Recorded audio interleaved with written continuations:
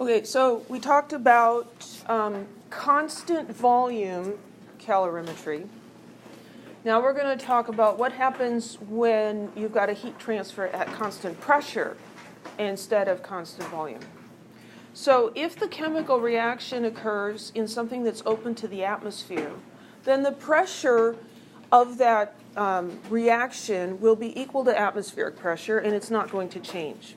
But the volume can change, and so you can have pressure volume work, and you can also have that heat exchange. Most of the time, we don't care about the work that's done. It's not useful, and we don't care about that. So we're interested in the heat exchange. So we got this new term. It's a funny word, enthalpy. Kind of sounds like you're lisping. Enthalpy. Enthalpy, and this has a symbol, capital H. Don't ask me why. I don't know.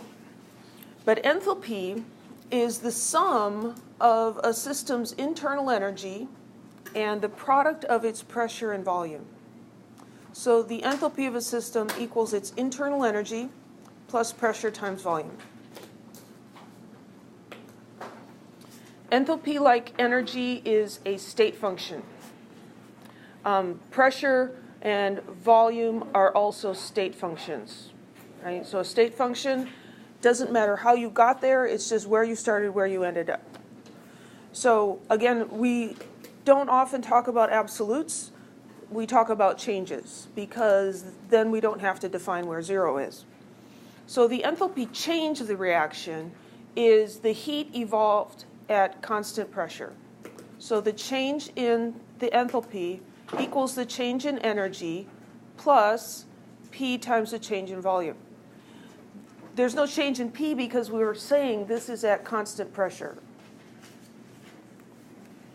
So delta E, the change in internal energy of the system, equals Q, the heat exchange at constant pressure, plus W. Well, and then plus P delta V. Well, what does work equal? Negative P delta V. Pressure volume work equals minus P delta V. So here we have plus W and minus W, and the W's go away. Isn't that convenient? So we end up with an enthalpy change is equal to the heat exchange at constant pressure. And so we'll often talk about delta H rather than delta E, because delta E has to be, if you're going to be able to calculate that, has to be at constant volume, and that's a more difficult experimental setup. Constant pressure is easy. Any questions? So how did you put the negative delta V in for the positive delta V? Okay, so that's a good question. What did I do here? So this right here, plus P delta V. Well, over here I know that work equals negative P delta V. So if I want positive, then I have to multiply both sides by negative 1. So P delta V is equal to negative W. And so that's where the negative W comes from. Good question. Any other questions? I'm not going to make you derive this on an exam or something, but it's good to see where this comes from. We're not just making stuff up. And there's some of the stuff we make up, but most of it is, not made up. So delta H and delta E are different things. I want you to understand that. They are not the same thing. But they are similar in concept. They are often similar in value. And so unless you're getting into some specific situations, some much more advanced chemistry, the difference between them for Chem 1A students really doesn't matter very much. So you should recognize that they're a little bit different, but we're not going to have to worry too much about what exactly the difference is. Delta E is a measure of all the energy, heat and work exchanged with the surroundings. Delta H measures only the heat exchanged under constant pressure. So those are the concise definitions of those. When we have a significant difference between delta E and delta H is when you have a reaction that produces or consumes large quantities of gas, where you have big changes in volume. If there's just small changes in volume, they're going to be really close to each other. So they're different. That can be important. Most of the time it isn't. The signs follow the same conventions. So energy coming in is positive, energy going out of the system is negative. When delta H is positive, that means that heat is being absorbed by the system. Heat coming in is endothermic. Endo, like the word in, right? When delta H is negative, heat is being released by the system. It is exiting the system. That's called an exothermic reaction. So the prefixes here are descriptive. Endo going into, exo, exit, heat going out. Okay? It is important to understand those. Delta H is positive, heat coming in, endothermic. So we mentioned the chemical hand warmers with the iron filings. Those are oxidized in an exothermic reaction. The reaction releases heat energy to the surroundings. You are part of the surroundings. Your hand is part of the surroundings, and so you feel heat coming off of this reaction. There are also chemical cold packs. Many of them contain ammonium nitrate. And when ammonium nitrate dissolves in water, that's an endothermic process. It absorbs energy from the surroundings. Because in order for that chemical reaction to absorb energy, it has to come from somewhere. So if you're holding that cold pack, the energy for the reaction is coming from your hand. It's sucking energy out of your hand. And that's what's going on there. So endothermic, the energy is going into. Another exothermic reaction is combustion. So, you light a Bunsen burner, you light the gas stove, you got this combustion reaction, and it gives off a lot of heat. It's an exothermic reaction. Any questions? So let's identify each process as endothermic or exothermic and indicate the sign of delta H. So an ice cube melting.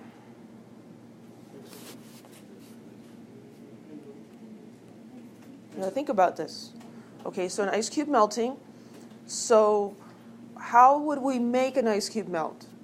Would you heat it up or cool it down? You heat it up. So that means you have to put energy into the ice cube, right? So energy going into the ice cube, that would be an endothermic reaction. And what would the sign for delta H be? Positive. So delta H is going to be positive because heat's going in. When money comes into my checking account, that's registered as a positive thing by the bank, and I also feel positive about that. Okay, so nail polish remover quickly evaporating after it's accidentally spilled on the skin. Nail polish remover, guys, you maybe don't know this. When you get it on your skin, it feels cold, just like alcohol does. So what's going on there?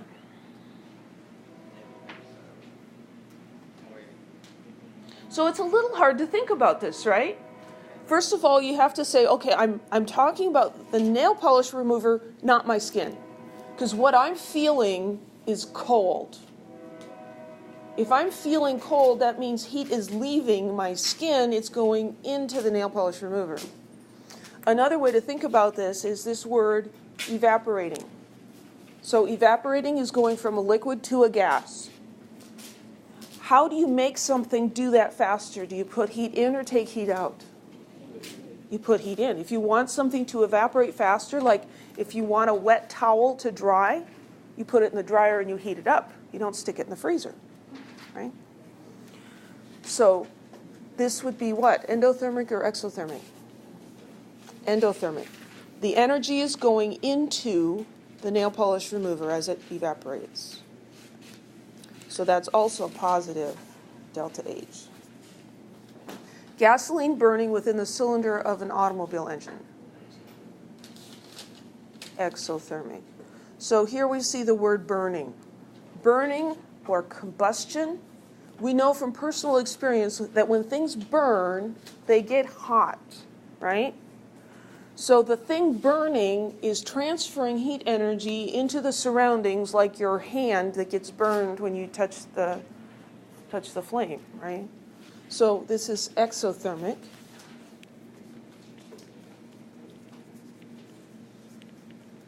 And what's the sign for delta H? It's negative, because heat is leaving the gasoline reaction. So there will most likely be a question something like this on the next exam. Don't expect the answer to be obvious to you. Think about it like we've talked about it here. Think it through, okay?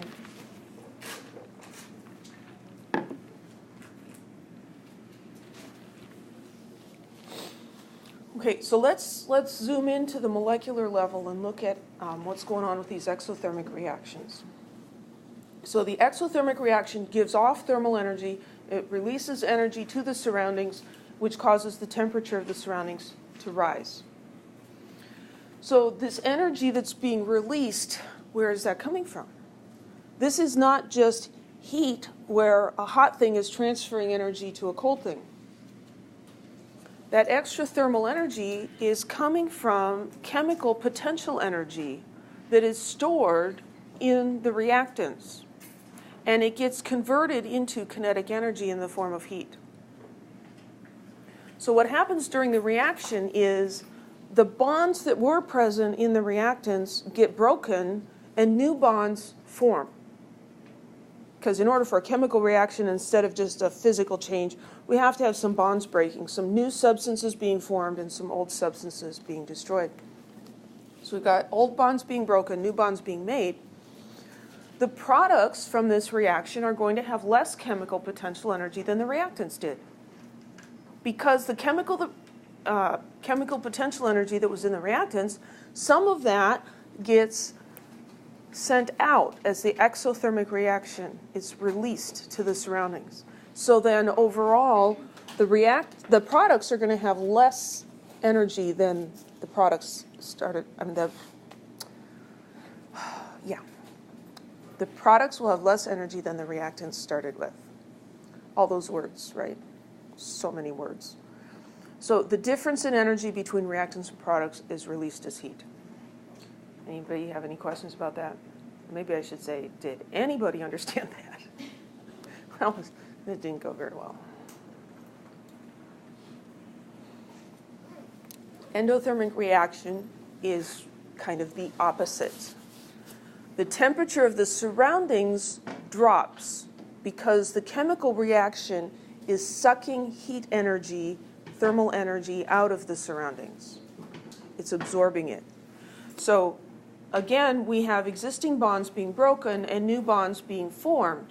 But now the new bonds are storing more chemical potential energy than there was in the reactants. In order for the products to have in order for the products to have more energy, they have to take energy from the surroundings. Yes, question. Oops. Yeah. How would they use the potential energy that they gain? Well, that's a good question. How would the products use the potential energy? They wouldn't actually use it. They're just going to store it. Okay. So they're going to store it, but then that could be released in a future reaction. And that's as long as they keep absorbing it, or is it like constant? It's going to be constant. Once they absorb that energy, it's stored in their bonds, and it'll just sit there until that substance reacts again. So gasoline, petroleum products are mostly carbon and hydrogen. And those have been created through a very long, convoluted process, but originally coming from water and carbon dioxide. In the process of forming those, energy went into the chemical bonds in, say, octane, which is one of the things in gasoline. And it just, that potential energy just sits there in the octane until the octane reacts with oxygen and burns, and then all of that potential energy is released. Well, not all of it, but a lot of it. Or it could undergo a different kind of reaction that releases energy. Does that make sense? Yeah. So, in a way, you could think of substances, compounds, as being like batteries, right? They're storing energy, but it doesn't like slowly leak out. Like, batteries will slowly go bad even if you don't use them. That substance will retain its energy forever until it reacts with something. Yeah. So when bonds are broken, does actual energy come from the electrons breaking and separating? That's an excellent question. Where exactly does the energy come from when the bonds are broken? It actually takes energy to break the bonds, and energy is released when bonds are made. So when you make stronger bonds than the ones that were broken, you have a net release of energy. It's sort of, you think about like magnets, they want to stick together, right? So a stronger chemical bond, it's like the two magnets are coming together. It's like, and that releases energy when that happens. It's kind of, at this level, it's hard to get your mind around. Anybody else have any questions, comments?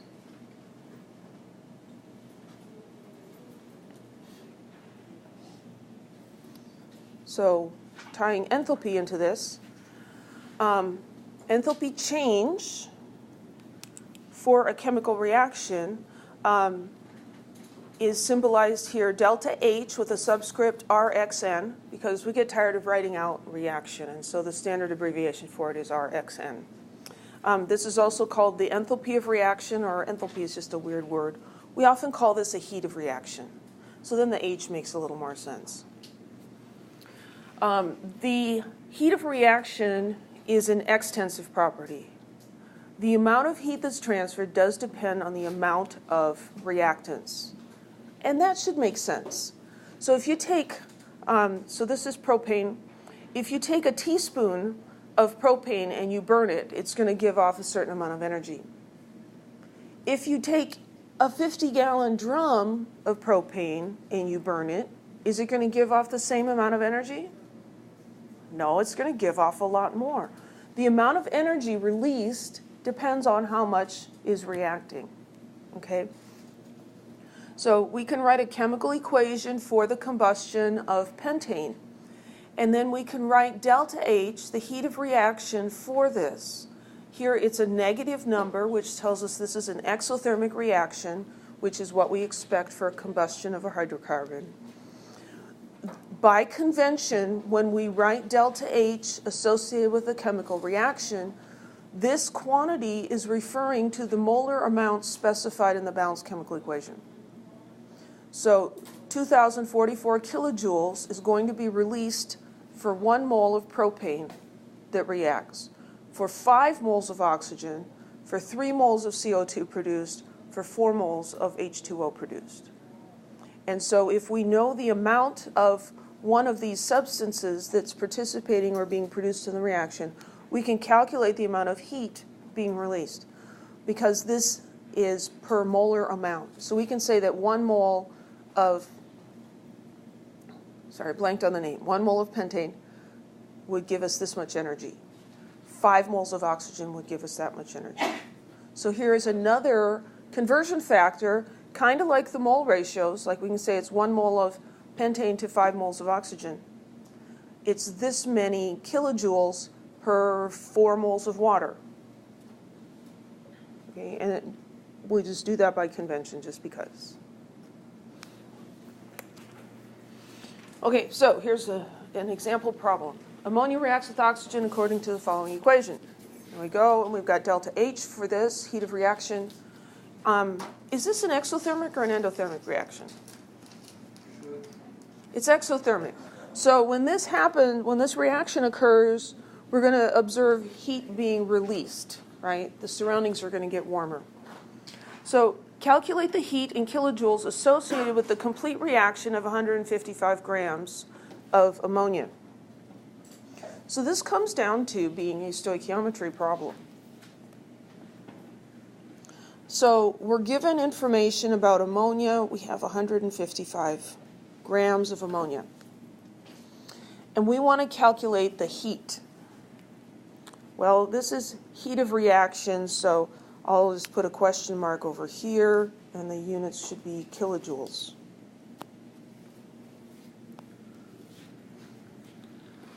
So then if we go back to our standard grams to moles to grams,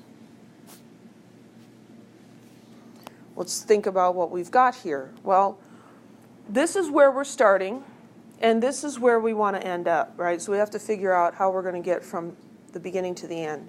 So we're starting with 155 grams of ammonia. So that's grams.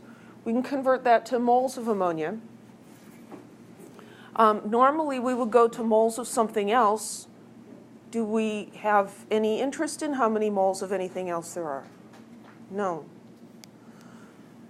This heat term, the heat of reaction here, pertains to 4 moles of ammonia. So what we can do is we can cross off those last 2 steps. We can go from moles directly to kilojoules using the heat of reaction. We don't have to convert moles of one thing to moles of another. We can go directly from moles of any product or reactant to the energy. We don't have to go mole to mole. It's a shortcut. So my path here is I'm going to start with grams of ammonia, and I'm going to go to moles of ammonia, and then I'm going to go to kilojoules. So let's do that. 155 grams of ammonia. And then I want to go to moles of ammonia. And then I want to go to kilojoules. So then I put my units in so they work out. Grams of ammonia down here. Moles of ammonia down here. So moles of ammonia cancel, and grams of ammonia cancel. My units are all happy. Grams to moles is the molar mass. So we should be getting good at calculating that. So 14.01 plus 3 times 1.008 is 17.034.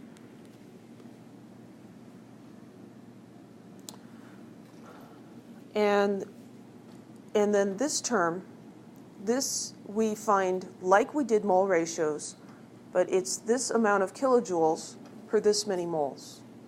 So it's negative 906 kilojoules for every 4 moles of ammonia. That's not too bad.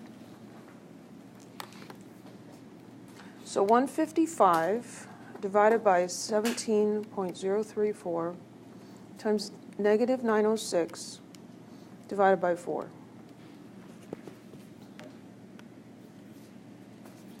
So I'm getting negative 2061.0.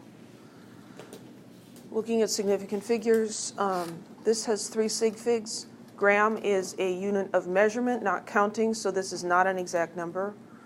Kilojoule, also a unit of measurement, not an exact number. The 4 is exact. The coefficients in here are exact, but the rest of them aren't. So I should have 3 significant figures here, and my unit is kilojoules. And so when I round that, I'm going to say it's minus 2,060 kilojoules, or minus 2.06 times 10 to the third kilojoules.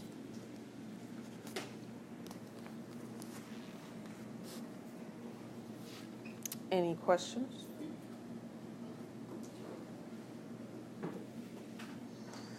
So in previous stoichiometry problems, we've never encountered negatives. And the negative here can be a little bit confusing, especially with mastering chemistry, because, you know, mastering chemistry is very picky about everything, right? In this question or statement here, instruction, calculate the heat associated with. Does this tell us that the heat is being released or absorbed? No, it doesn't give any indication of direction. There's no direction indicated here, so then the sign here is important. Because when I say the heat associated is negative 2060 joules, that tells me that the heat is released by the reaction. So here the negative is important. If the question was phrased, calculate the heat released by the complete reaction, then you would express the absolute value of the heat. So you'd say 2060 kilojoules are released. The word gives the sign. We do this with money. Okay? You know, how much did you pay for those cool shoes? I paid negative $100. What? That doesn't make any sense. You'd say, I paid $100, right? But you go to your checking account, and what does it say? It says negative $100, because $100 left your account. So we need the negative sign if there are no words telling us the direction of the energy. That will be confusing. I'm sorry. Yes? So in theory, you could use the grams of Na3 and find the moles of O2 and find how much energy that O2 took? So you're asking, could I take the grams of this and convert to moles of that and then to kilojoules? Using the ratio? You could, but that's an extra step in the middle. Oh no, I was asking in case the question was asking you to find out for oxygen. Oh, yeah, if they wanted to know how much oxygen was consumed, you could go from grams of ammonia to amount of oxygen. If they gave you an amount of energy, you could calculate how much oxygen was consumed. You could calculate how much nitrogen monoxide was released. You could do lots of different calculations with this one number over here.